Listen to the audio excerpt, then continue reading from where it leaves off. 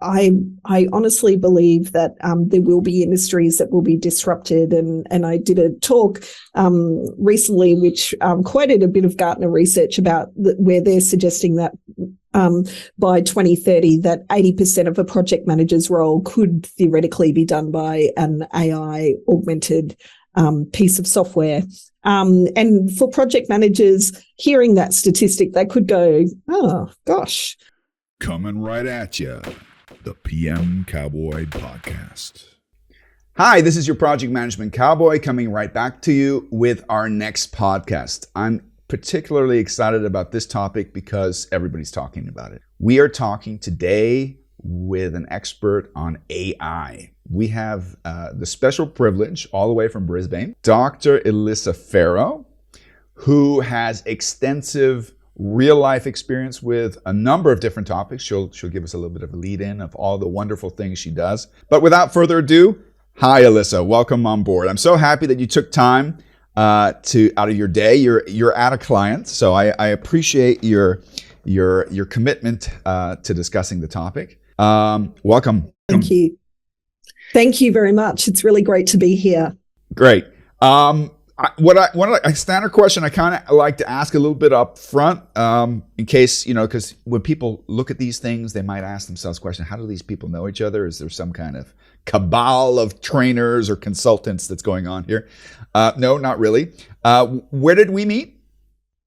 We met in Dubai earlier this year at an international project management conference. Yeah, exactly. You'd been to the Dubai conference, which is quite an impressive conference a couple times, right? You were a veteran. Yes. It was my second time there. The first time was my last conference gig just before COVID changed everything in our planet, and this time I got the joy of speaking for 2 days in a masterclass about big data and AI in project management context with about 60 people. It was a really great time. Funny is I was impressed with your background and with your presentation, and for the longest time this concept of AI has been bothering me because I think there's a lot of potential behind it, but it's been irritating because I just had so many questions about it, right? So this idea of doing this podcast has been around for a long time, and we kept on saying, who do we know who can talk about AI like a PM cowboy or cowgirl. So no nonsense, direct, pragmatic, so that other people understand. In German, we have this wonderful saying: if you understand something, then you have to be able to explain it to a 7-year-old, a housewife, a houseman, or a board member. And you have excellent academic pedigree, which we're going to take a look at what your background is. But I also like the fact that you are no nonsense. You can say things so the rest of us can understand it. Thank you. Yeah, it comes probably from my original social science background, where the very beginning sort of first job that I had was actually working in the community sector in domestic and family violence prevention and youth work. So I think to be able to sort of translate concepts into ways that every person could understand is something that's really important to my social justice principles. So you have a doctor, you have a PhD, right? Yeah. You want to give us a little bit of a background of where you come from and what wealth of academic knowledge you have? Yes, certainly. I would call myself a practical futurist. I did my doctoral studies, which I concluded last year, looking at organizational futures and the implications of artificial intelligence on teams, on leaders, on the adaptation approach. That was a bit of a passion area of mine because I had for a long time been curious about doing further study. A long time ago, I did a social science bachelor degree at a university here in beautiful sunny Queensland. And that was because I had a strong interest in making change in my local community. And so the social science that I looked at was looking at a blend of psychology and sociology and neuroscience type topics. But I craved for more. And so then I did a master's that incorporated some policy and planning dimensions And then for quite a number of years, helped organizations set their strategy and then try to adapt to that strategy via portfolios, programs, projects, change and benefits, which is how I got into by that the project world. program portfolio bug, Yes. which I think makes you totally interesting, that you have a solid, profound background from another area, and that you've joined our community, because I think this diverse background adds so many positive facets that are relevant. Project management, as you know, is not just getting things done, but there's a whole bunch of psychological aspects behind it. Yeah, I totally hear that. Yeah. When you studied, what were your first excursions into project life? Well, a long time ago, for me, I headed up an enterprise portfolio management office. But before I got to that role, which was in a state government organisation, so in Australia, we've got 3 levels of government: federal, state and local government. Mm-hmm. I was in the centre layer, which is the state of Queensland. Wow. And for me, we used at that point in time Prince 2, managing successful programs, as the sort of 2 primary disciplines. And then we started to move more into sort of agile ways of working and hybrid methodologies as well. Wow. Since I've had my own consultancy business, I was realizing that a lot of people and organizations were not super good at enacting change. And even though PMBOK's been around for a really long time, there's still challenges in delivering projects. So I thought, well, if people can't deliver what I would consider more simple projects now, what's going to happen when artificial intelligence comes in and we're shifting whole ways of working, cultures, challenging even the human project manager's place in the delivery model? And I thought that would be something fascinating to explore.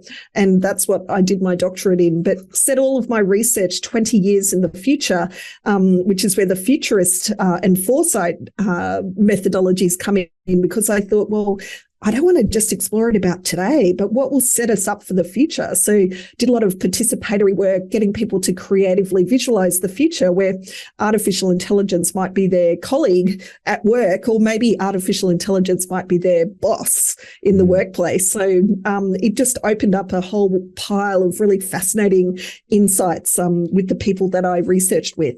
A lot of people, when they think about artificial intelligence, they think of computers, software, systems. Mm-hmm. They think maybe of robotics. What was your exposure to artificial intelligence in your studies and also in your initial work? Yeah, well, for me, it was actually really important to get people to define what it meant for themselves, because a lot of people's definitions of artificial intelligence is we should take the time and call the bullshit bingo word and say, okay, totally. maybe you can give us a pragmatic and understandable understanding of what are we even talking about when we're talking about intelligence, because I think there's different levels of intelligence. Yeah. And maybe we can also kind of link that to a roadmap, because I think there's a roadmap ahead of us. I think there's decades and decades of unfolding artificial intelligence income. And I think that what we are just at the precursors. I think a lot of people are already anticipating, I don't know, robots doing all of our work. We're just going to be on vacation or whatever, or extinct or something like that. But I think because this podcast is kind of for business people who are pragmatic and are trying to stay on top of the disruptive nature of our technology, you know. Yeah. So do you want to give it a shot and maybe from your perspective give it a definition of what are we talking about when we're talking about intelligence before we even get to artificial intelligence? And then I might ask you the challenging question: is artificial intelligence intelligent? But let's start off with a definition of intelligence. Yeah, let's start with the easy philosophical questions. Yep. Hey, Mark, but well, for me, intelligence is as a concept something that is in many domains itself. Like artificial intelligence, for me, I think about intelligence when it comes to emotional intelligence. I think of intelligence as a concept around cultural intelligence. I think about intelligence in the concept of super, let's get a bit geeky type of intellectual forms of intelligence. But that's highly cognitive, right? That's associative, that's cognitive. That kind of mean Yeah. that you're I think Yeah. you're going for the goal, for the holy grail of intelligence. I think artificial intelligence is a little far away from that, isn't it? Yeah, well, I think at the moment AI it's a domain of computer science that essentially is emphasizing the creation of intelligent machines that work and react like humans. And so, in the very first paper I wrote in my doctoral studies, I went back 5,000 years. Sounds a bit crazy, doesn't it? But 5,000 years, where we think the consideration about intelligence from early philosophers, earlier civilizations, was something where people started to realize that perhaps there's components of intelligence that could be automated.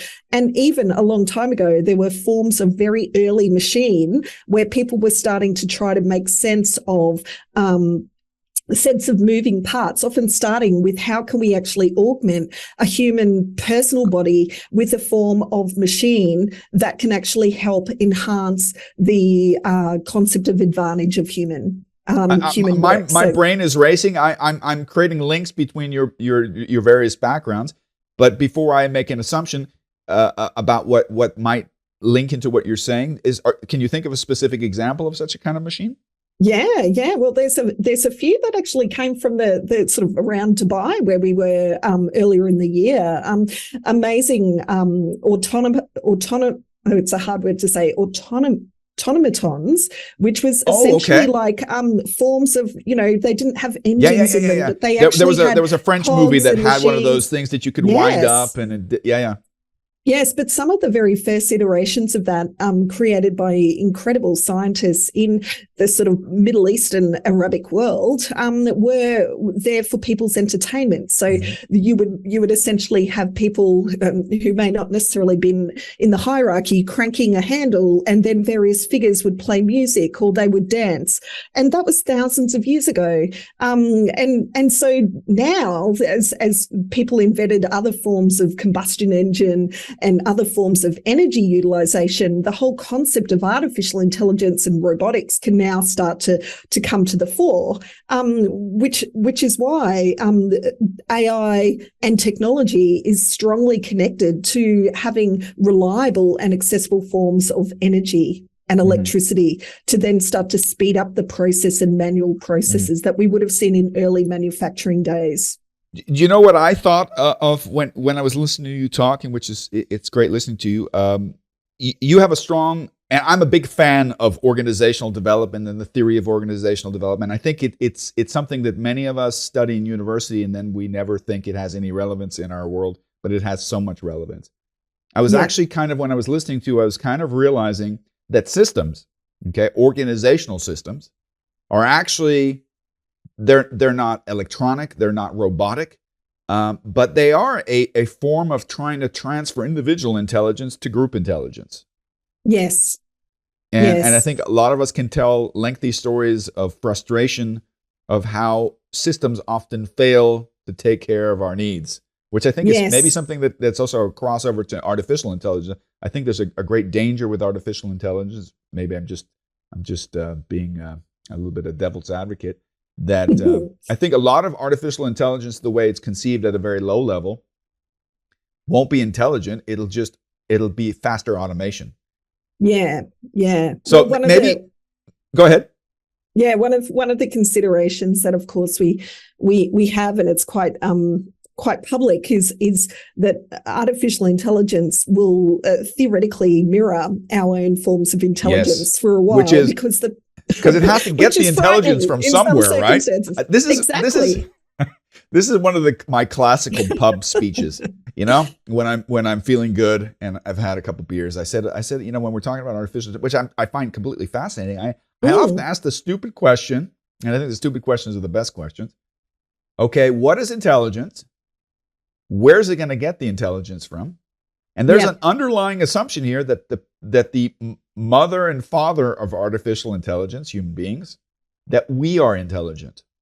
And I think there's plenty of examples of human intelligence, but I think there's lots of examples of quite the opposite. Yes, yes. I always say thank you to ChatGPT whenever I utilize it, just because I think, well, there's and I know that was a big talk of the town in the beginning of the year, is something that just, incredible sort of utilization and take up within a really, really short period of time. Like, I think it was something that within 2 months, where the latest iteration was launched in, I think, November last year, that in 2 months there was 100 million users of ChatGPT, and it's extraordinary because it's the first time in a long time that these sorts of natural language processing tools are accessible. That even kids at school can get their assignment in draft, hopefully. It's funny that you mentioned that GPT, but what does that mean for us? I agree with you. By the way, when you thank GPT, I think you were saying that metaphorically, right? Or do you actually write? No, thank I you say, thank you. You caught me. It's funny because my initial concerns about AI and whether it was useful or not was kind of overcome when I started playing with ChatGPT about a month ago. Do you say thank you, Mark?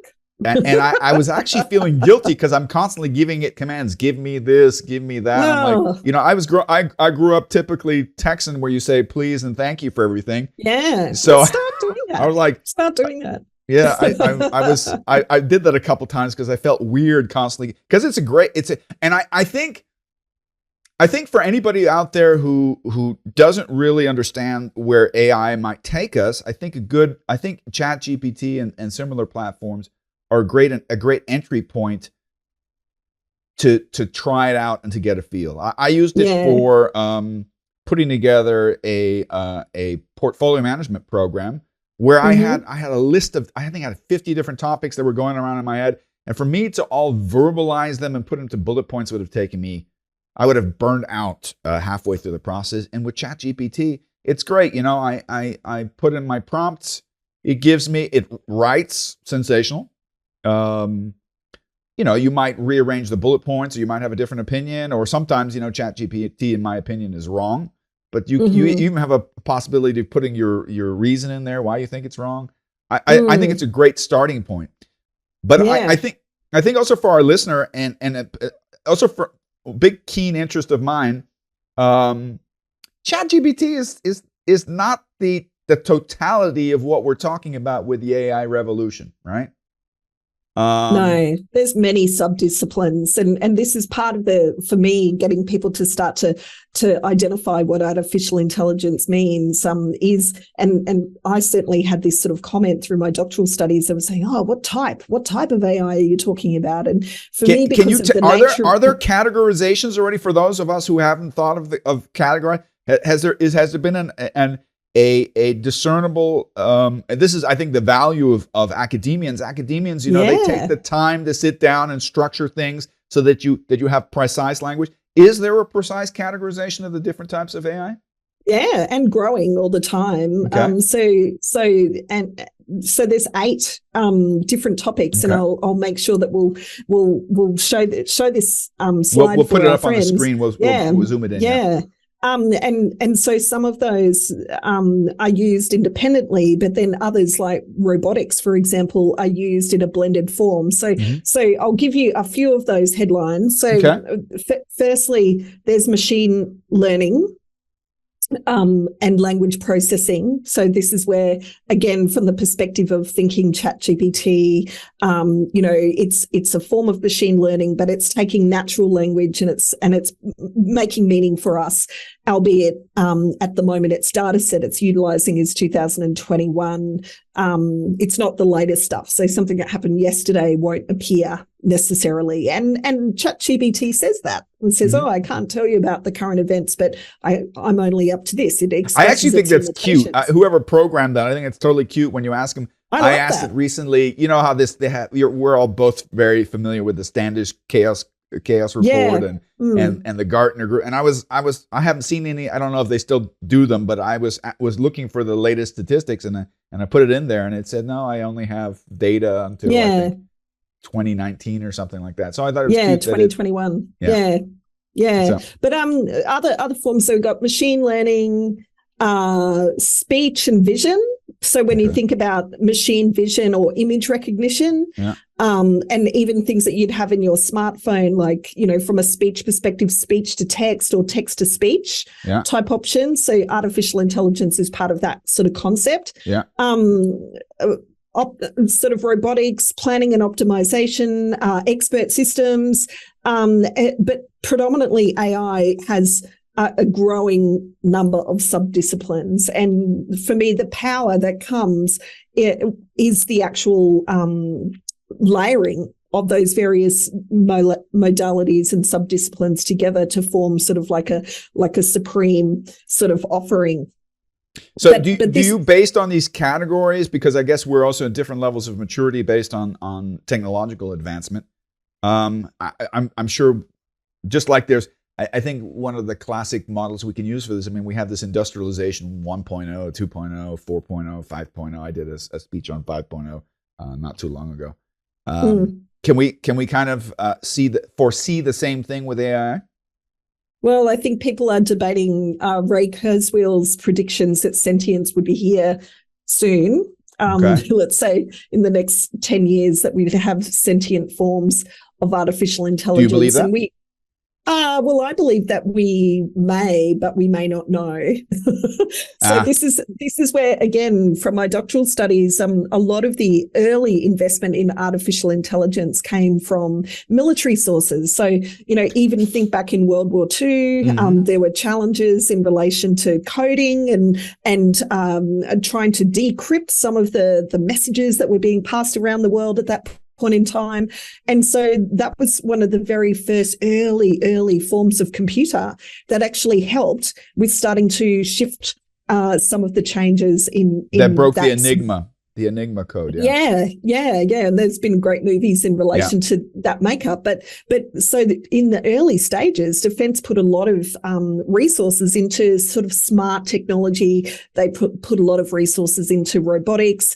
Again, from the perspective of, military is unfortunately one of those areas where a lot of these thought processes happen, and then they kind of fund the rest of us. It's kind of the research and development pool. Yeah, which has been such large sort of, sometimes we just got to, work out our comfort level with all of that.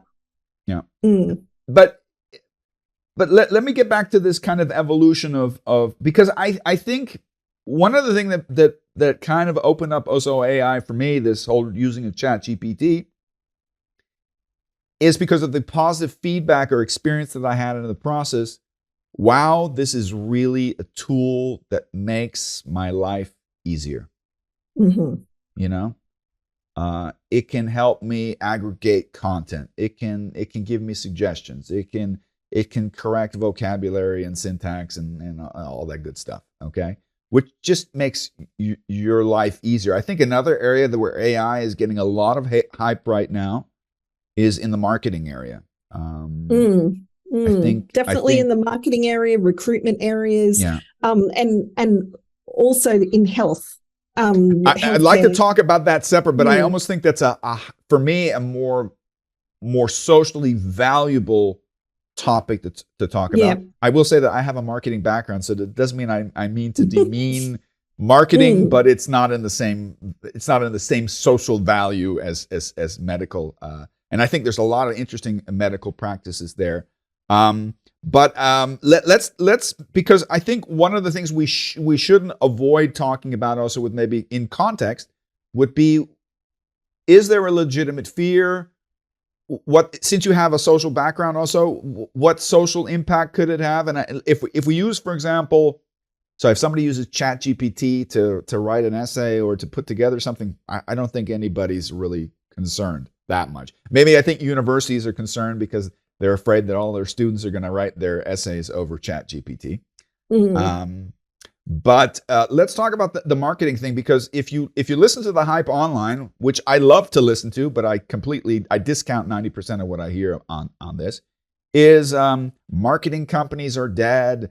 You don't have to any kind of text that you need to write, any kind of my girlfriend who's a doctor told me that one of the pharmaceutical companies she works with they're very proud, and they communicate that they're using AI tools now. They've pretty much gotten rid of their advertising agency, and they do everything in-house, and they do everything with AI. And I said, well, how did you like it? And this is an example of, I think, maturity of AI. She said, it's terrible. She said, the picture, the self-generated picture is totally inappropriate. The text is wooden. It's correct in syntax, but it's wooden. And she said, as a doctor, I don't, and that's the reason why you even advertise to doctors as a pharmaceutical company. She says it doesn't appeal to me at all. Yeah. What's your take on that? Either in this context or another context, do you see certain, and I guess the film industry would be another topic. Do you see AI killing certain industries? Are we going to see the bye-bye of the Kodaks and the Xeroxes, and is there a new death toll for certain industries? Yeah, well, there's various research papers around that do suggest that. But for me, as an optimist, I also know that it's a continuum of impact, isn't it? Because I had the great honor recently to be on a panel that was exploring the implications of artificial intelligence on creativity and the artist impression. And I was there as the social science futurist type perspective. And there were people on the panel that were really awesome, amazing artists. And there were people there from a range of different perspectives, including from our First Nations people here.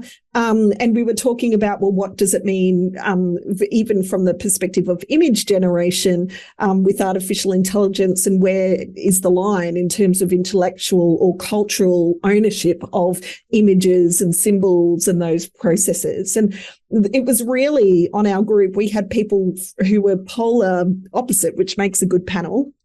There were artists who knew that as part of their process over the last 20 years had been prolifically showing images of their work online, which theoretically means that if we're thinking artificial intelligence needs to harvest images from somewhere, that there's already a massive bank and stock of images that's there for it to take access of, even if it doesn't necessarily have the right to necessarily. And then what happens if there is an AI generated piece of work that is utilizing a unique form, a unique symbol?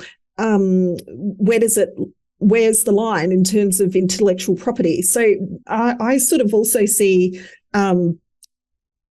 it varies a bit in the marketing area as well, in that context. So yeah, in the area of marketing, I think it's a little bit similar to the challenge for artists and other creatives, because often people who are drawn to marketing go for a variety of perspectives. There's those that love the creative and the design process.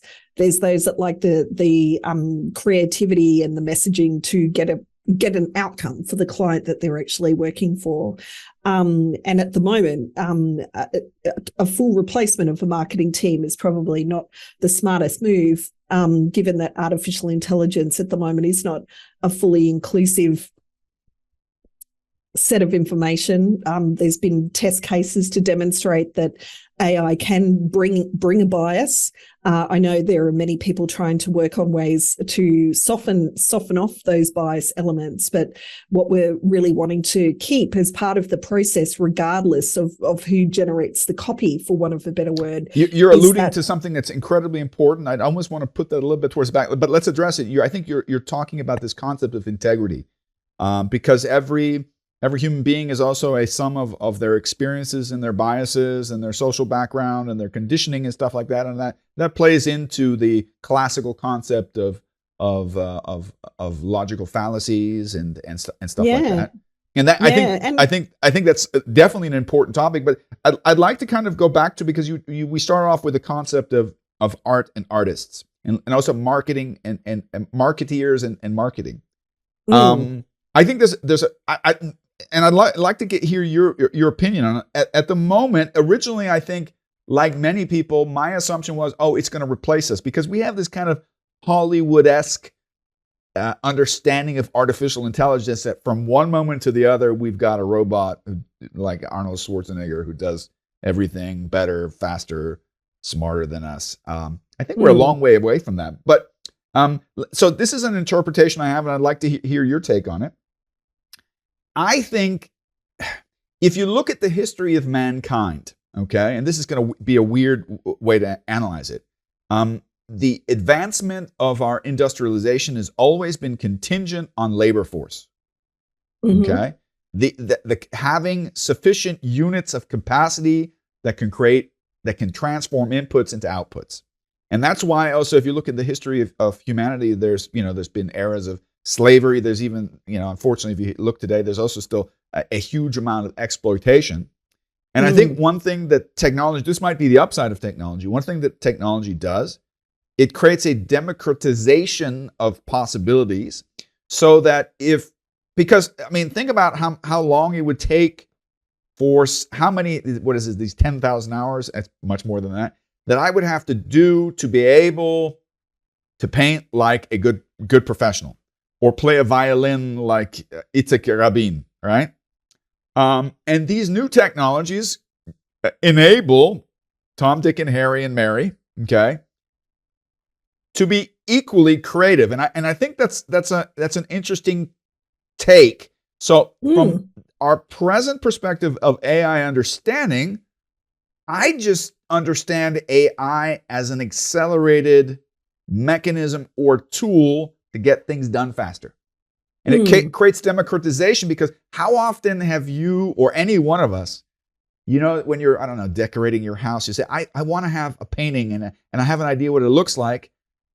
But just think of the process that you would have to get through to get that in that quality. You wouldn't have to find an artist. You'd have to negotiate with them. It costs you a lot of money. It would take a lot of time. And now you can sit down in AI, right? What's the tools that Midjourney? Are you familiar with Midjourney? Yes. My film team has been using Midjourney. They're hooked on it. They're like great.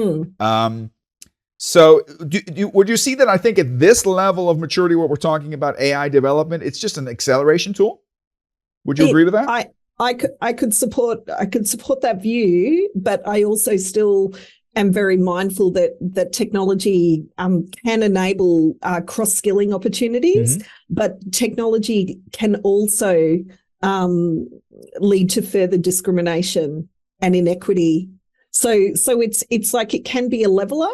And certainly I do a lot of work with people with a disability and their families and people who may even have forms of learning difficulties such as dyslexia, etc.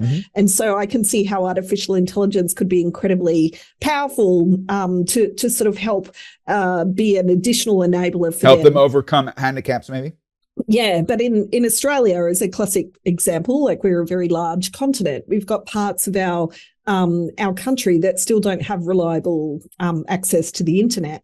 So that's another issue. Yeah, still brings in the whole concept of it's creating a new class of haves and have-nots, right? Yeah, well, that's the risk. And one of my clients that does work with people with a disability and their families, during the COVID period of time, they had an incredible project that actually started to get people up on technology. And this wasn't artificial intelligence necessarily, but it was even having reliable data, even having a reliable device. Yeah, and then, of course, the digital literacy to be able to understand how to navigate these systems, but also how to protect themselves, their passwords. So some of those core sort of things that many people, including many people who listen to this podcast, take for granted, but it's still something that for me we can get caught in the glamour of the exciting new opportunity, and there's plenty of opportunity,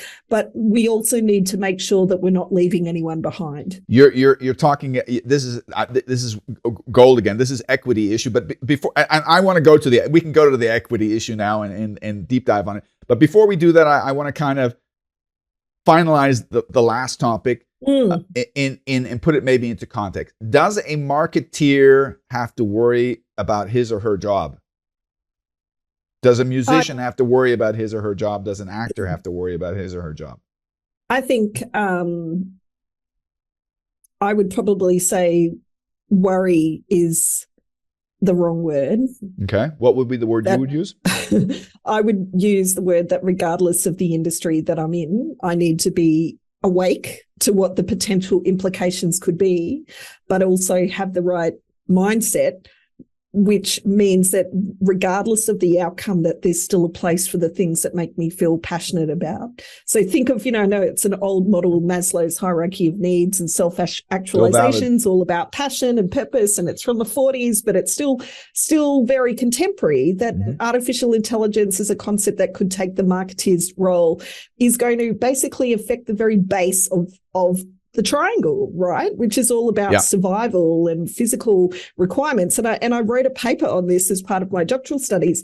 And people's fears and concerns sort of were really hierarchical in nature, from that self-actualization perspective, from passion. Some of the people that I've spoken to recently, again, from a mindset perspective, are seeing AI as a tool to broaden creativity, while others are seeing it as a negative, it's going to stop my creative process. So we've got this sort of polar perspective, but that's why I think it's not, do I worry about my role, or do I just get ready to try and continue the things that make me feel really passionate, and theoretically work out how I'm going to work in this new AI influence context. Well, I love your very positive take on it. I think it's so important. If I may, I'd like to call it back to you and see if I'm covering what you're saying. You kind of make me think of a podcast that I did recently with a very good friend of mine, also a brilliant consultant who has a very diverse background. He was a lecturer. He was leading he was lecturer and professor on digitalization for a long time, and now he's gone back into consulting. But we were talking about disruption in technology, and one of the things he says is, look, time doesn't stop for anybody. Technology is going to disrupt us whether we want it or not. And he says every evolution in technology provides an upgrade and a downgrade. Okay? He says, the possibility of online learning creates a downgrade factor for potential university professors. People are no longer interested in listening to boring professors who just do one slide after the other. Right? Not that we or all of them are like that. There's many of exceptions, but you know what I'm talking about. This negative stereotype. And he said, but if you're open, and I think this is the brilliance of our societal structure and technology, is if you embrace the new technology, it will provide you with and you were referring to the Maslow's pyramid. It will provide you with a means to maybe move up the pyramid and still do. I'll put it very directly. I don't believe that marketeers have to worry about losing their job, because a non-marketeer is not in the position to understand what good text is or good formatting. Yes, you can do a lot of that with AI, but there is still a need for competence, human competence. And if you look at AI as a tool, at least at this stage, maybe later it'll be different. You're going from a hammer and a chisel to maybe a mechanized hydraulic thing, but it's still the artist. It's still so my statement, or maybe also question to you: does human genius still matter in the burgeoning concept of AI? Are we still relevant? I think so. I definitely think so. And I think that,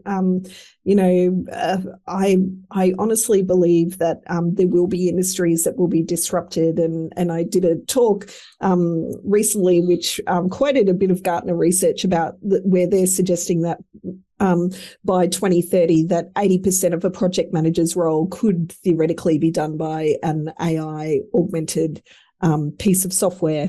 And for project managers, hearing that statistic, they could go, oh, gosh.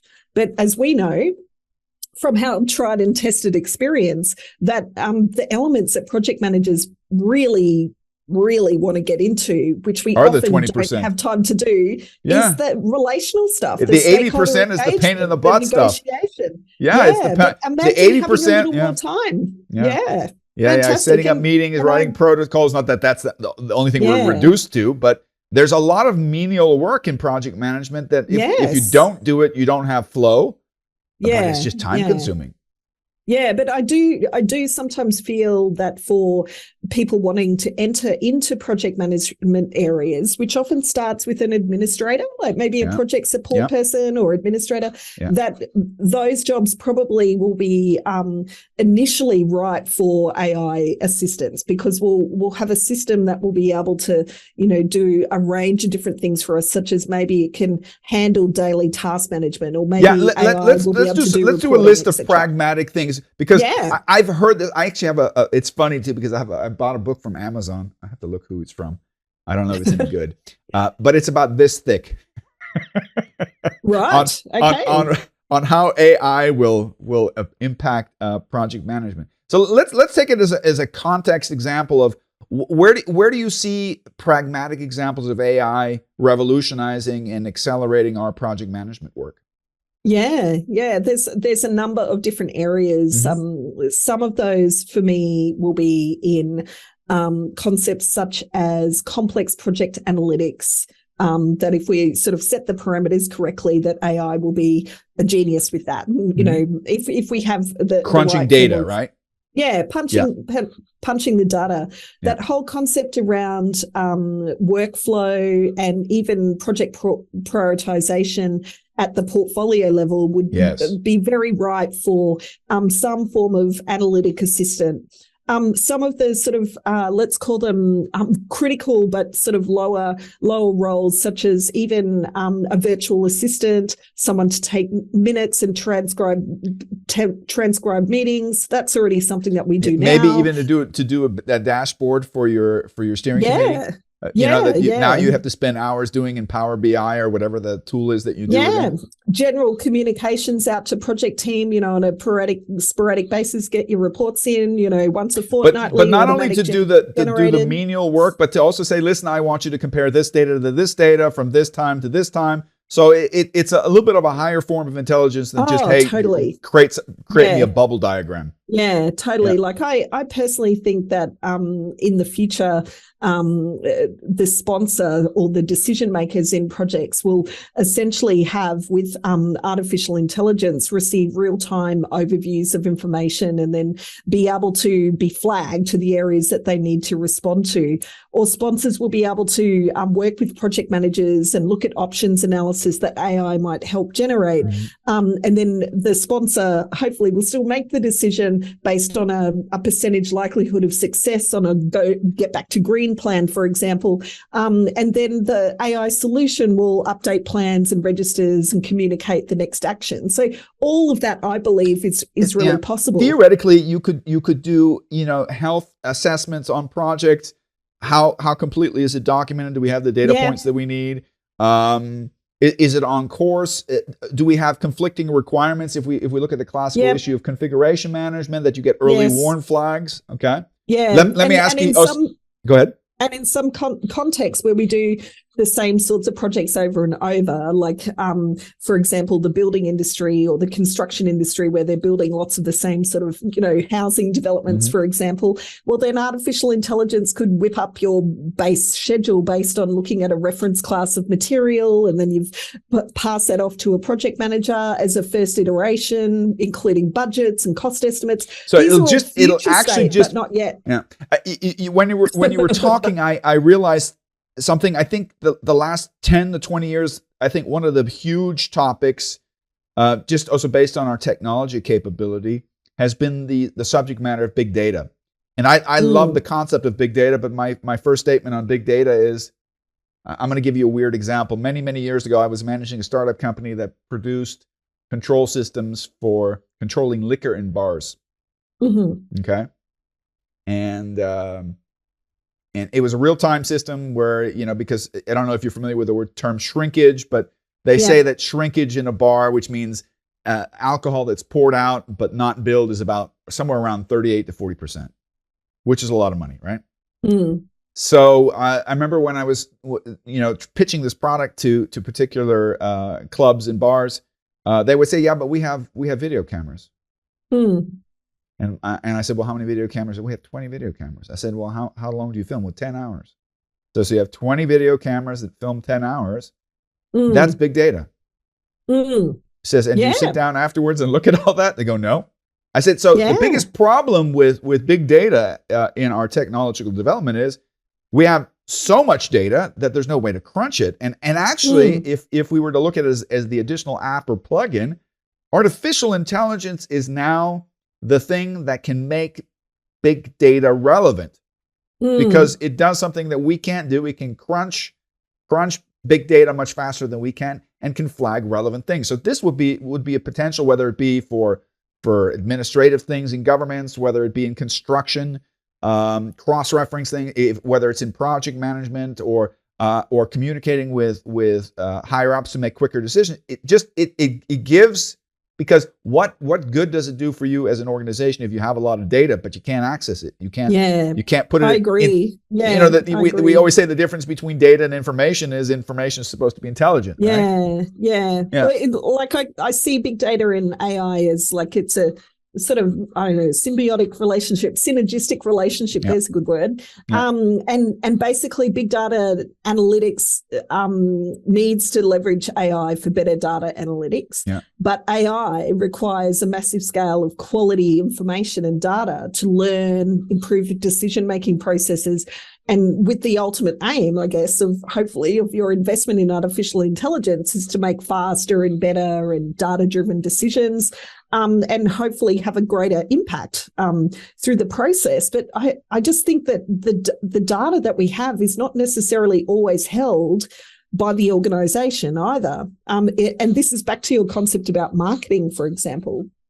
That market insights that are generated by the group. Imagine a credit card company where every time I go and pay, like today, pay for my lunch with my credit card, there's that bit of data that comes through and processes and says that Elissa had lovely Vietnamese for lunch today. And so therefore, big data is all about the volume, but it's also about the velocity and the variety of data that comes through the process. And then AI needing to be sensibly parametered to be able to make meaning without it, again, from an ethics perspective, potentially put two lots of information together and say Elissa only ever eats Vietnamese. I think people who've been studying intelligence in the last decades have always kind of differentiated. Tools have. I mean, if we're going to use a simple example like MS Project or Primavera or whatever, I mean, a lot of people say, "What's the value of that?" Well, the value of those systems is that they're much faster than we are, right? Yeah. If your input is correct, right? You put in relevant input and you push on a button. And, I don't know, you're calculating value flow or you're calculating network diagrams, and you have a change request, you can, within seconds, calculate what the impact theoretically would be. Yes. Okay, with a certain level of veracity, which it would take you hours, days, if not weeks to do as a human being.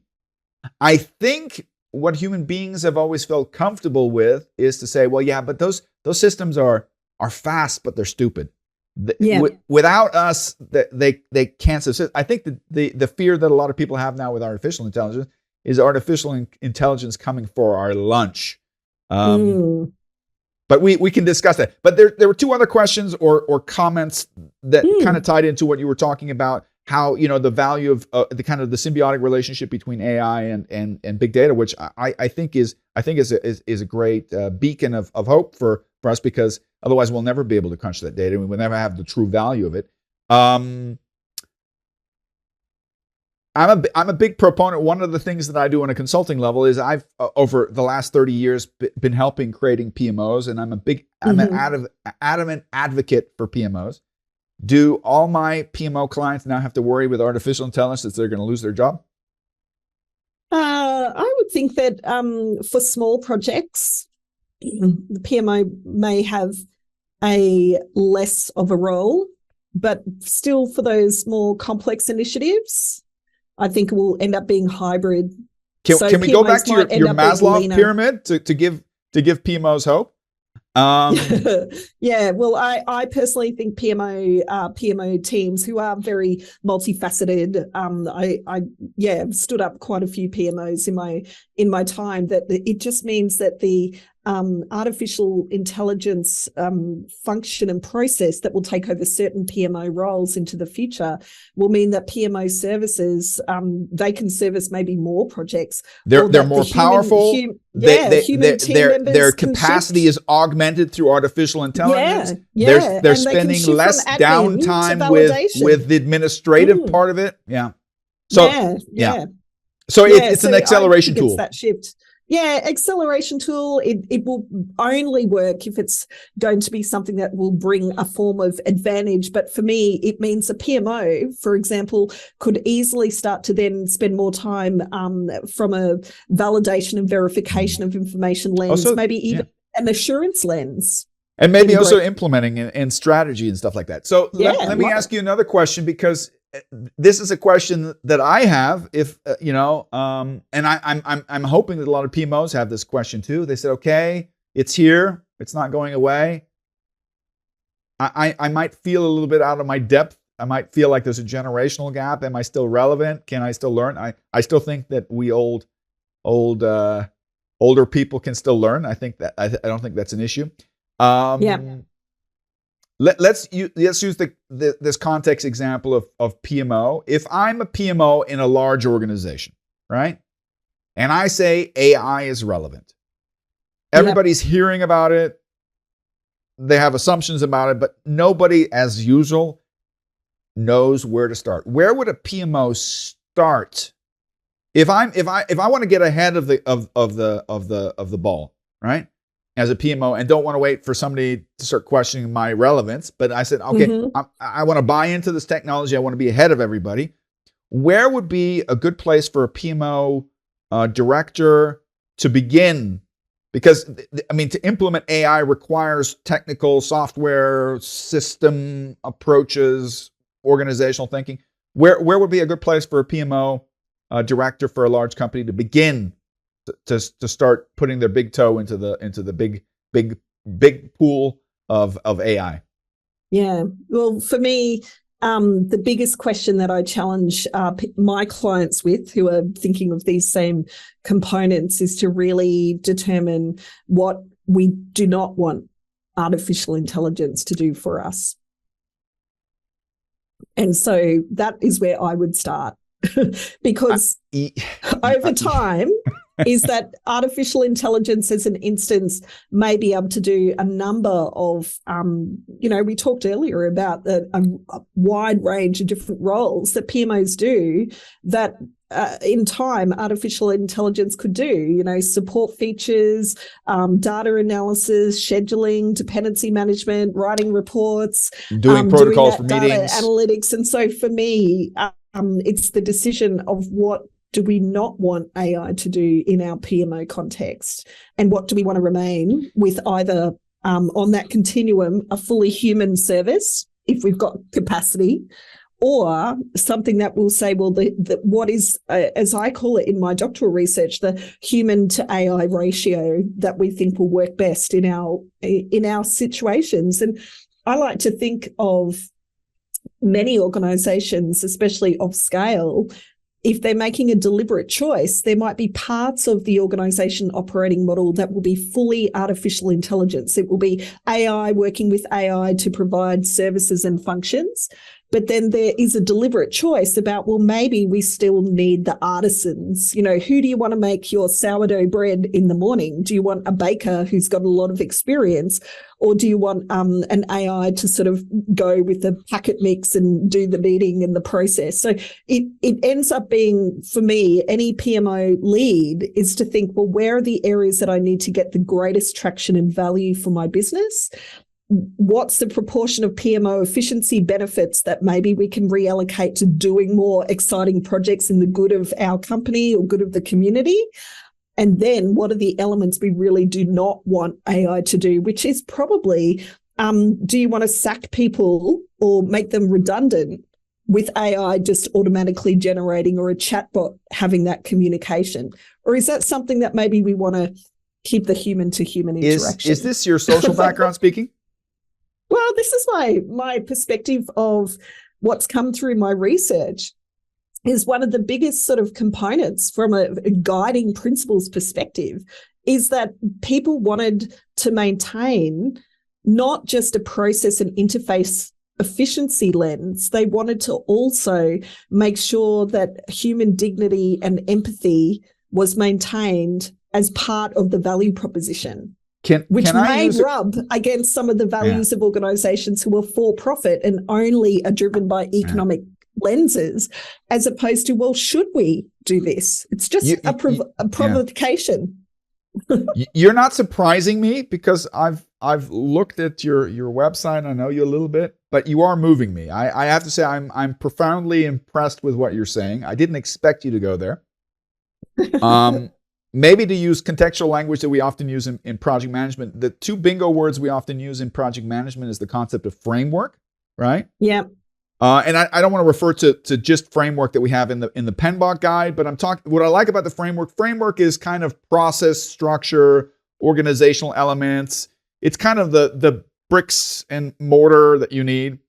And then a lot of people talk about fundamentals, or they talk about foundational concepts. And I think the most powerful thing also in the PMBOK guide is not all the framework stuff. It's valuable, but you can learn it fairly quickly. I think the true profundity of the PMBOK guide is in the foundational concepts. And I often find that they're kind of, like when you have a dog and you have to give your dog a pill, you put it into a cookie and jam it in. I think in the PMBOK guide, a lot of the foundational concepts that are really, really important are being missed. And so let me give you my definition. For me, the foundation is like the Leaning Tower of Pisa. You can have a beautiful building, but if your foundation sucks, your building might be beautiful, but it's going to have, it's going to be at a tilt. And I absolutely love, and I'm totally impressed, and kudos to you, that when I was actually looking for kind of a process answer, you said, no, Mark, we need to start at a foundational level. And I couldn't agree with you more, and power to you. I will say that one of the things that popped out on your website, which made me smile, and I said, if she believes this, I'm totally impressed with this woman. You have a kind of a value statement on there that says, right at the beginning, it says, Elissa believes organizations can be a force for good. Mm-hmm. Okay. And you've confirmed that for me. I think in this classical world where a lot of that is lip service, when we're talking about CSR and a lot of people like to say that, we're green, we're schmeen. I don't know. Have you seen the recent video of Apple? No, I haven't. You have to look. You have to look at. I saw it on LinkedIn. They hired a well-known actress to play Mother Nature. And they have this board meeting where all the people in the board are different ages and different ethnic groups. They're very diverse. And they're doing this report on corporate social responsibility and how they're going to be emissions free and stuff like that, which I thought was all wonderful. For us cynics, I could ask a bunch of questions that would probably hurt if they had to answer them. What are they doing to relieve child labor and slave labor in lithium mines? How does it look when it comes to their, where they have how many people, what's the suicide rate at the moment in the factories in China? These would be elements. But for you, you've proven to me you don't just do lip service. You actually believe it. I think that's a great place to start. So you have this also, you have this mentality. You need to identify your principles before you go on the journey. Is that kind of your approach to AI? Yes, it is, and that was for me. My research process involved people from the end user's perspective. Yes, and so because of, again, from you can work out, I've got this social science background. I really care about people, and care about the community, and care about our planet. But I also am very mindful of that sometimes. When people set up their prioritization frameworks in their organizations, that they forget about that sort of deeper level, that deeper sort of sounds a bit esoteric, a little philosophical. No, it's important level. Because if you don't have that, if you don't have the why, if you don't have the compass, and you just focus on the what, ultimately what happens in a capitalistic society or an efficiency driven, you're going to sacrifice what matters for what's faster and cheaper. Because you can, right? And that's the glamour, and that's what vendors, often, oh, this will be faster, and oh, save you lots of money and speed up your time and processing. And that's the part of the dominant narrative. And I deliberately in my research, I didn't want to talk to developers, AI developers. I wanted to talk to decision makers and those who would be impacted by AI. Okay. And so it meant that the output that I got came from the people who will be concerned that what does this mean for my livelihood? So we're not creating a Little Shop of Horrors. I don't know if you're familiar with that musical. Yeah. So we don't have that feed me Seymour situation. Yeah. And one of the pieces of work that I did with participants was, as I mentioned earlier, like this whole exploration around mindset. And I used the concepts that many people have heard of before, Carol Dweck's fixed and growth mindset concepts. And I gave them the scenario of saying, oh, your job's going to be taken with AI, and got them to there's going to be a downgrade, but hopefully there'll be an upgrade. And maybe the upgrade will be much better than the downgrade. But Mark, the incredible thing was just the difference in people's perspectives about even what their image of the future was, and the words and feelings that were associated with that when they actually put themselves in more of a growth mindset, which is about, thinking about learning and opportunity, as opposed to fixed, which is, my family's doomed. And people were drawing like images of the future, which included death. Like it was incredible, but people were saying, well, if I lose this, I'm going to broken homes, broken families. So that got me thinking, this is affecting the very base of Maslow, based on the mindset that people have. So I want people to be more resilient into the future, to be more aware of the choices and options, which is why my view of like, does the marketer, should they be worried? I'm going, well, if you have the right mindset and attitude, you'll be able to overcome things. If you're not willing to grow, then you need to worry. If you're not willing to grow, you won't be. I mean, exactly. I studied marketing 30 years ago, and I remember for decades nothing changed. I think the first one who slowly rattled the cage of marketing was Seth Godin, but primarily from a conceptual paradigm perspective. Mm-hmm. And quite honestly, I think still a lot of the things and models that I learned in marketing way back when are still relevant today. But quite honestly, they're just a marginal part of what you would need to know from an operational perspective. And there's no harm in that. I think there's a beauty that there's an evolution that we never stop learning. Yeah. So we there's a couple more topics I want to maybe, so that we can look at it from one other context. We kind of alluded to medical. I think medical is an interesting example of feel-good possibilities of AI. Can you kind of expand on what you know about what technologies might or are evolving or might evolve in the medical field that will create positive impact for society?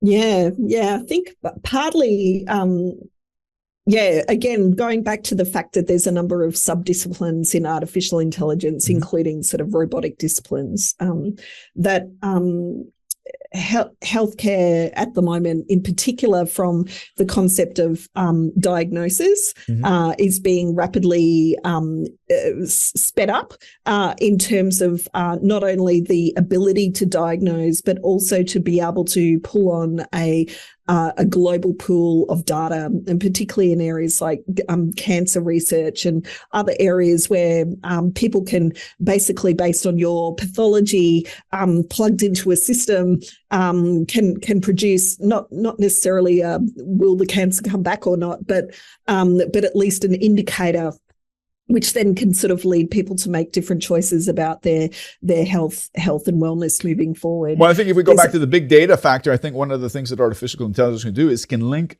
cross-link a bunch of different data points that an individual might lose if you're going to multiple physicians. I think somebody once told me that I don't know if it was Facebook, but one of the social medias they have artificial intelligence that can identify faster than you, whether you or any professional, whether you have depression or not, just by the posts you do or what you look at, or how long whether you're suicidal, and whether and certainly in Australia, since we're sunny Queensland, high incidence of skin cancer, image recognition, the ability to sort of essentially to be able to take your smartphone and just take a picture of it, and it says, hey, it's this and that, and and in the operating theatres where human surgeons will be augmented by artificial intelligence, for micro incisions and for very dangerous or other words.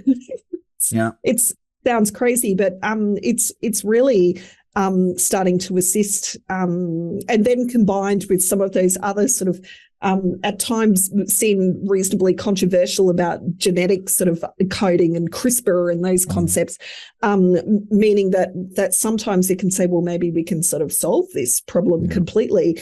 And that gets us onto a topic we need a glass of wine to have around pharmaceuticals place in all of that. There's another thing I noted down earlier. I think right now, one of the feedbacks, I've forgotten who I was listening to. I was listening to some AI expert, and it was a guy who was at Harvard and then at MIT. I'll think of his name in just a moment. He was on another podcast, and he was talking about the beauty of AI. And he says, right now, what are the limitations of AI? And he says the present limitation is that it is not independently intelligent, which means if you give artificial intelligence the responsibility to calculate an algorithm or kind of decide, the only way it can come up with a solution is if that element of the solution or the solution has already been aggregated in the system.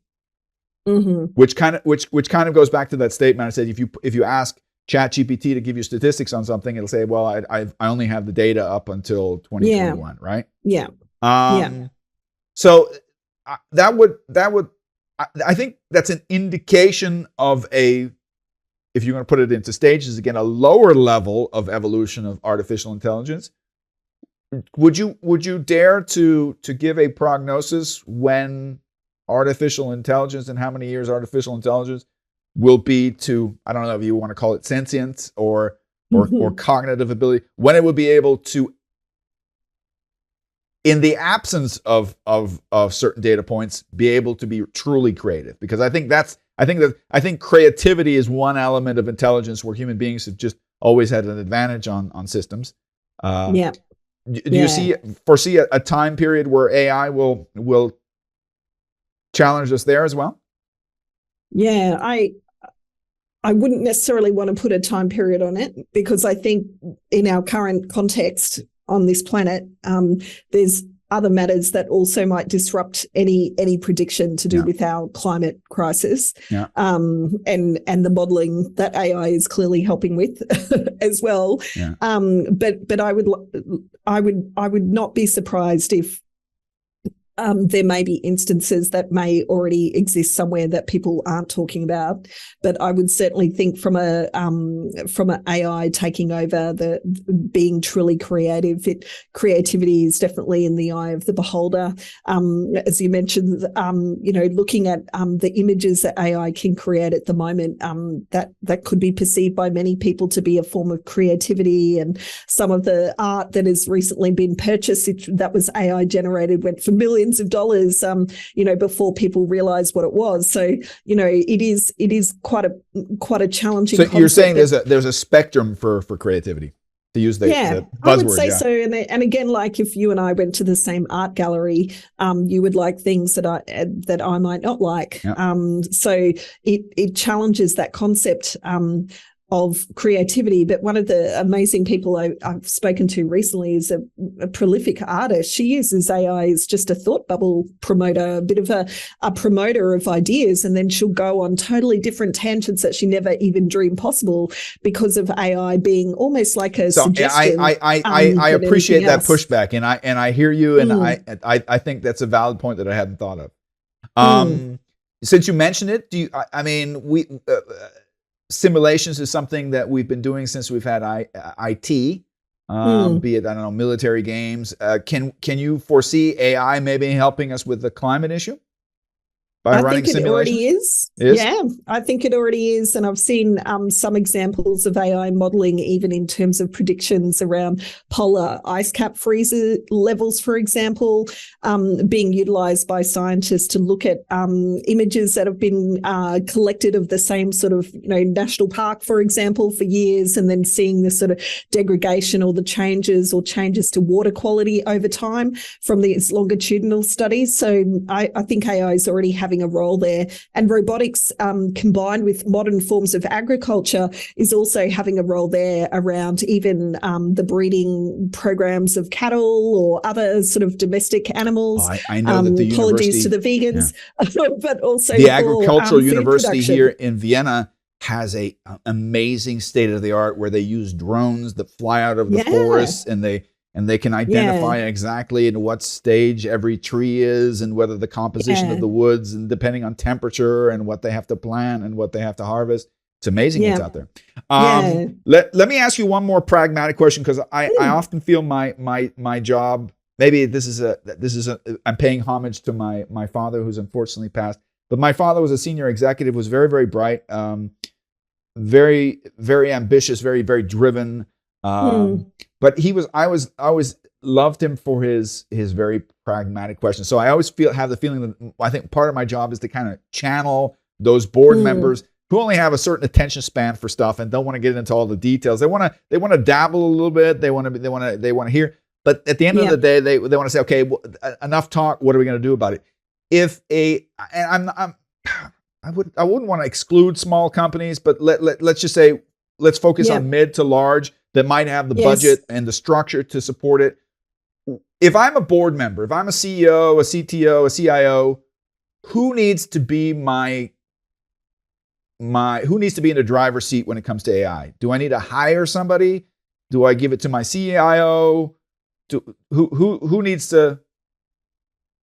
Yeah, personally, if I had full power over that choice, I would love a panel. So a panel of advisors that include external or internal. I would sort of say a mixture of both. That I know that some of those larger companies have got, incredible sort of subject matter experts that exist within the organization who have depths of different expertise. I also think that what I would love would be to make sure that there may be some validated vendor affiliations that would be of useful, but validated vendor affiliations or software, companies that basically we understand their funding sources and any potential conflicts of interest. So the choice of like the expert at the moment is I would think that the best way to cover and provide good guidance is to have a panel of different voices, including the sort of end user perspective, the technologist perspective, an ethical perspective, and also just the perspective of someone who's pragmatic from the change management journey as well. So it is So it is like a little panel. You're kind of advocating what I call the multidimensionality of matrix organizations. I think for anybody who's ever, when they did their PMP, they remember matrix organization. And they always think that a matrix organization is two-dimensional. You have the functional line organization with vertical and horizontal distribution of responsibility, and then only the project management organization works across, which is hogwash because you have change organizations. Okay, so you have operational excellence. You have CSR, which is also a cross-functional topic, and I would agree with you. I think that AI, if you're gonna maximize the possibility of it, I like your approach of having internal, external, kind of using similar framework to what already exists. Maybe having a steering committee kind of concept. Like it's an extension, Mark, of like a lot of large corporations have groups in Australia. We call them like risk and audit committees, which may have an independent director as part of those. And for me, it would be like essentially an extension of a group like that, because artificial intelligence as part of our operating models brings new risks that are still untested in a lot of circumstances. So what if the scenario is that we've got an AI solution that makes a choice about someone, receiving a service or not, and then that person is told no, but it's actually incorrect, and then that person, has a negative reaction in some regards, either, and there's been case studies of this nature where people blame the staff member. I think this happened in the UK around postal workers, saying, postal workers were bad, and people actually lost their homes and livelihood. But it then ended up being determined that it wasn't the postal person making the decision. It was a wrong code within a piece of software.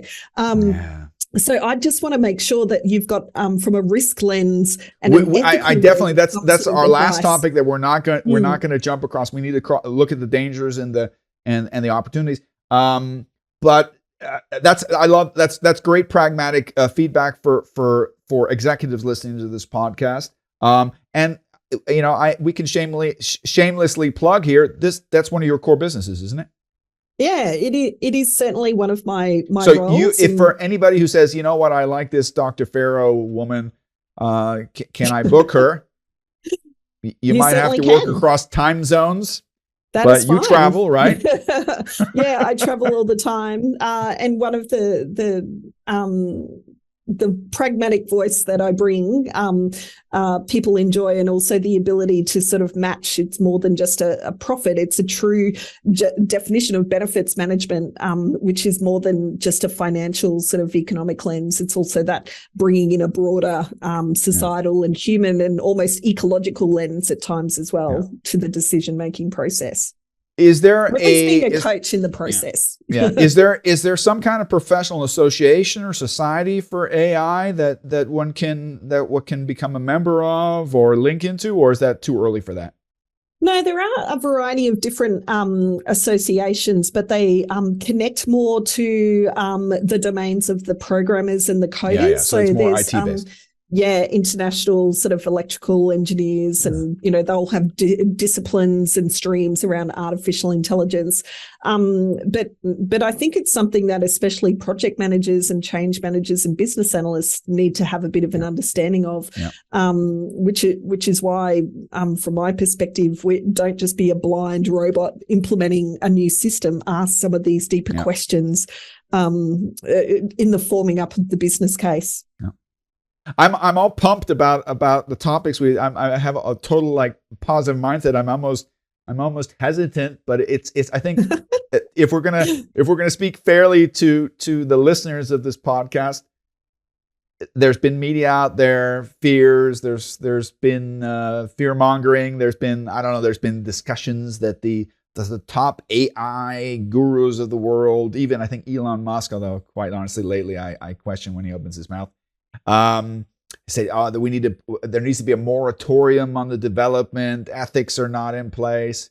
Would you like to speak a little bit about that? What are some of the ethical issues we face, and what from your perspective needs to happen for an organization to manage these? I mean, you've kind of already alluded to it in talking about having a solid principle based and vision based of what you want to do with AI. But what are some of the fears that we all face in society with what AI is concerned, and how much of it is legitimate? Yeah, well, I think any feeling is legitimate to the person who's feeling it. Yeah. That's one of my big elements from my early career in domestic and family violence prevention, is that feelings are real to the person that's feeling it. I just want to acknowledge that. But from my perspective, in particular, I guess the exploration that I did with participants about what their immediate sort of fear would be when it comes to artificial intelligence concepts, and I just thought I'd share some of these with you as well, just to sort of show the difference that when we talk about someone being more in a fixed mindset, which is an area where people don't necessarily see the sort of immediate sort of possibilities, and they might even think, oh, I can't learn, and, you know, I'll never change, and this is it, that, oh gosh, AI is coming, oh, bummer, like, you know, we've got to just deal with it.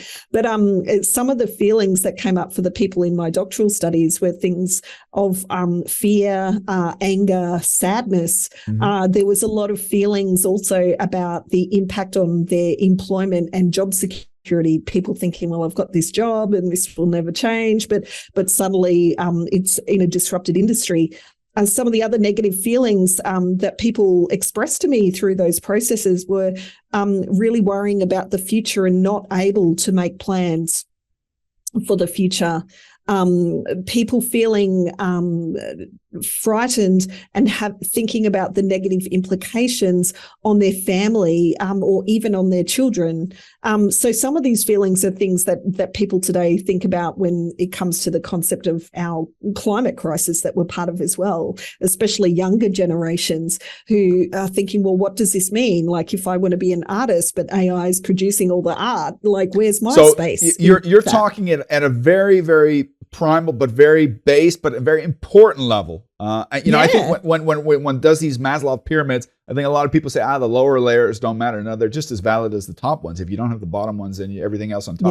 Totally. So this existential fear, you know, do I still have a future? I think our younger generations, I think that's one big concern they have, right? Yeah. Do I have a future? Yeah. Does it even? Yeah, so we have all this technology, but is the world even going to exist for us in any form or fashion? So that's one element. But there's for companies, if I'm going to focus a little bit more on the risks and fears of companies, or maybe even society, I heard a statement that one of the things that AI will do will exponentially increase the amount of online fraud. We're seeing it already, though, but that I think is just automation and digitization, not necessarily artificial intelligence. But AI is being used by clever and evil programmers hackers to do the harvesting, and hackers are probably no longer one sort of clever person behind a computer with a bad intent. But AI can now be utilized. It is similar to what people are utilizing AI algorithms for their cryptocurrency sort of harvesting processes, that it's not one person madly sort of working on their crypto key and interesting. So you're saying motive, ethics, personal inclination is something that determines so every human being has capabilities, but how you use those capabilities are kind of based on your mental mindset. So I guess AI has its mental mindset as well, and that's determined by whoever creates it. In some circumstances, which is why I like this sort of ability to make sure that we have tested decision trees and data parameters, you know, that are really tested from a range of scenarios before AI goes wild out there. I also think that there needs to be, in certain industries, the ability for users of the systems to have an opt-out process. So I want to speak to a human. Like, we've probably had this experience already. The chatbot is the sort of we don't need AI to have ruined that concept. I mean, we have. I want to speak to a person. Terrible. I wish we want to have that degree of dignity, choice, and control, and not be harmed from decisions that might be made by broken forms of tech. I think that's important. I absolutely disagree with you. I think this whole concept of, you know, reducing FTEs or resource power to automate things like online banking is a valuable thing. But at the end of the day, if it's about something that's important, you know what's funny? I'm going to use a different example here. If you look at, for example, bakeries or supermarkets, you'll notice that they have a logical distribution of locations, because their data tells them that if you're, I don't know, within 200 meters circumference of where you live, you can determine frequency, right? Which I think the point of sales aspect, and more important than the point of sales aspect, is the human interaction, is something that we cannot forget, I think if you look at how most banks are developing, I sometimes have the feeling they're trying to get rid of everybody that works for them. But quite honestly, I wouldn't feel comfortable having a bank as my primary bank if there's nobody I can go to talk to. I was tempted to say to go to complain to. But because I don't think artificial intelligence in many cases or automated systems are good at handling true complaints. Yeah, well, at least because of that sort of nuances that actually happen, isn't it?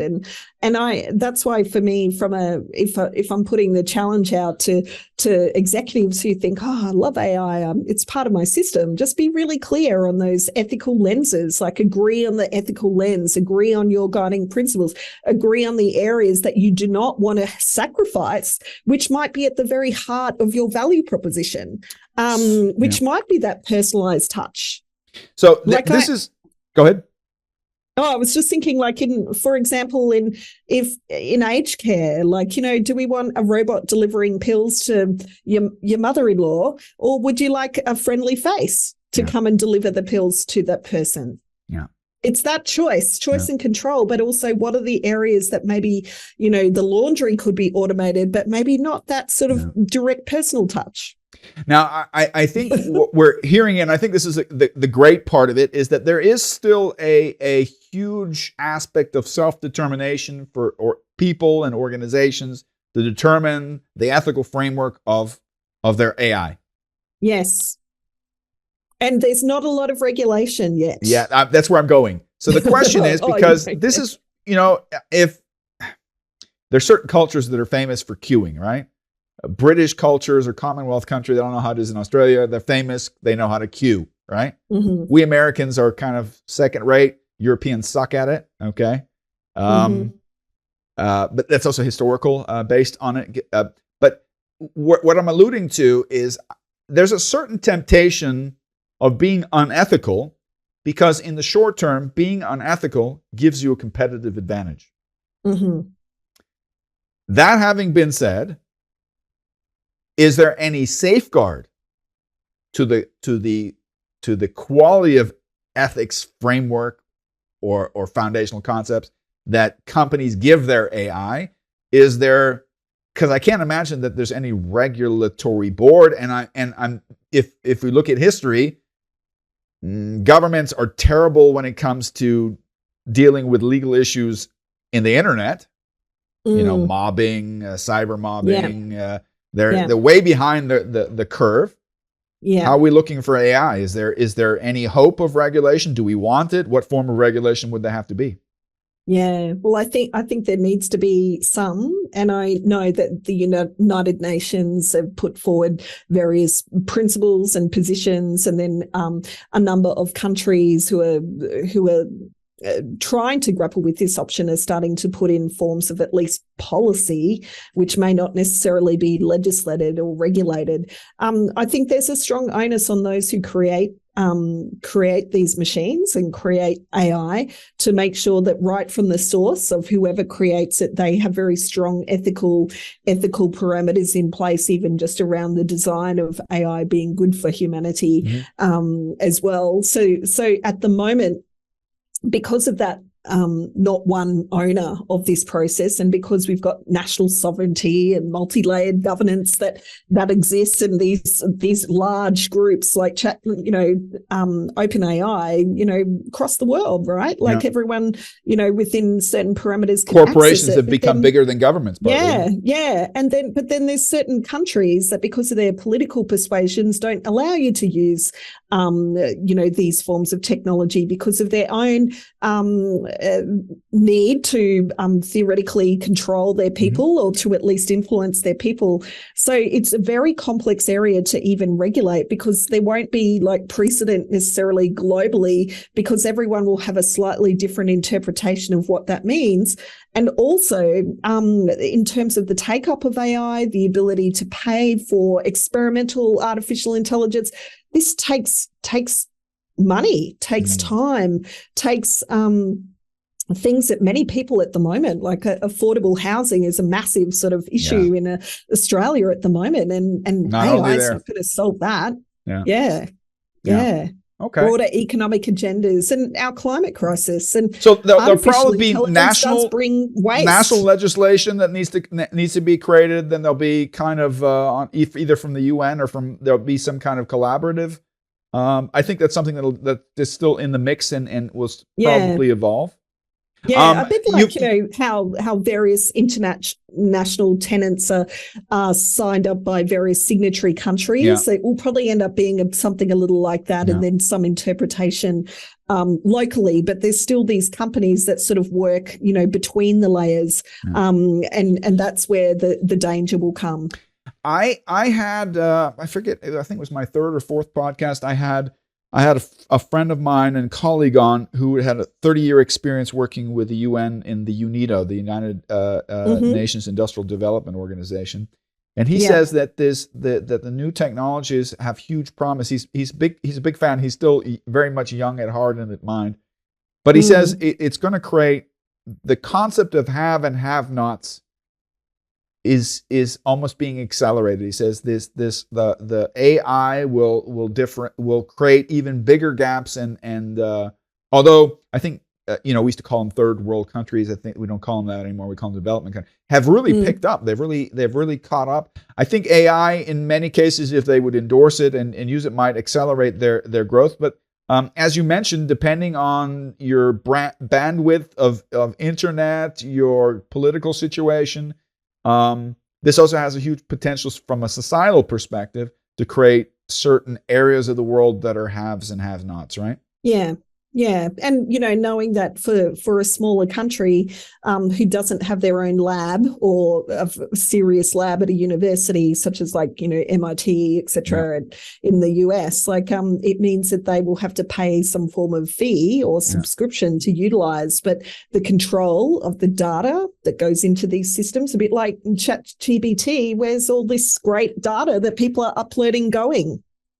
It's there, but it's also in this amazing cloud-based process. And a number of my clients here in Australia are telling their employees to say, use it, but use it with a sensible consideration. Don't upload confidential information. Project managers don't put your status report up there and ask it to do a grammar check on a controversial or confidential initiative. With patent relative or sensitive issues. Or strategic sensitive issues. It seems sort of sensible, but this is the part of the being literate about the future and also being digitally literate, but also acknowledging that cybersecurity, cyber risk is greater now than ever before because of our connectedness. Great talk. You've given me lots of things to think about. One thing I also often like to ask my guests on the podcast, I don't always have as much time as I want to, but I'm still a great advocate of reading, since you're talking about literacy. Are there any particular books that you would recommend for people who say, hey, where's a good place to get started when it comes to becoming more literate with AI? Yeah, one of the people that I met in Dubai, actually, you might have heard him speak as well, Mark, was Mo Gordat. Okay, no, I thought you were talking. What's the Brazilian guy's name? Oh, that guy. Yes, I can't remember his name. He was a doctor. Off the top of my head. So Mo Gordat. We'll find out. But Mo, so M-O is his first name, and Gordat, Gawdat. And he used to be the chief business officer for Google, and now has written a number of books, and he's released one called Scary Smart, which I really like. Because he sort of has lived in the tech world, but he's someone who really has hope for the future, but also wants people to be mindful.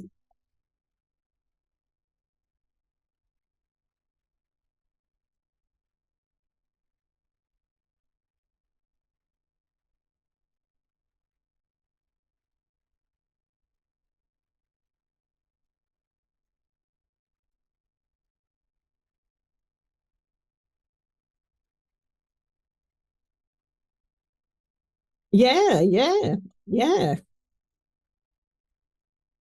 yeah. And for sorry, I've written a few papers as well, which I can make sure that yeah, yeah, yeah, definitely can give you access to some of the ones that I've made reference to today. That are all my work's all published out there, and also I've been writing some articles recently with Dr. Harold Kersner about the implications of AI in the project context. So we've collaborated on a couple of pieces.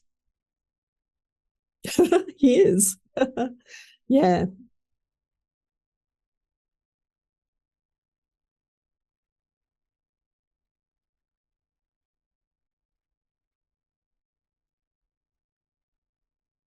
Thank you. Thank you so much.